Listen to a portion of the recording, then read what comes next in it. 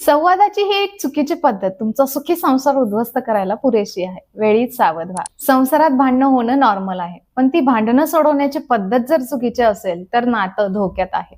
संवाद सोडवण्याची अशी एक पद्धत आहे ज्याला मानसशास्त्रात आपण सायलेंट ट्रीटमेंट असं म्हणतो किंवा मराठीमध्ये अबोला धरणे असं म्हणतात. अनेकांना वाटतं गप्प राहिल्यामुळे नात्यातील भांडणं मिटतात, पण हा अबोला ते नात्याला आतून पोखरत असतो. जोडीदाराच्या कुठल्याही प्रश्नांना उत्तर न देणं, त्यांना घरात असून नसल्याची वागणूक देणं ही भावनिक क्रूरता आहे. यामुळे त्यांना मानसिक त्रास होतो आणि भावनिक असुरक्षितता वाढते. तुम्ही प्रश्न सोडवत नाही आहात, तुमच्या जोडीदाराला तुमच्या प्रेमापासून वंचित ठेवून शिक्षा देत आहात.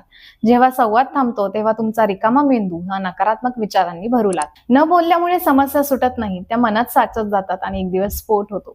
भांडा ओरडा पण बोलणं बंद करू नका. जर तुम्हाला राग येत असेल तर मी सध्या रागात आहे, आपण अर्ध्या तासाने बोलूयात का, असं स्पष्टपणे सांगा, पण अबोला धरू नका. जसं शरीराला श्वासाची गरज असते तसंच नात्याला संवादाची गरज असते, हे नेहमी लक्षात ठेवा.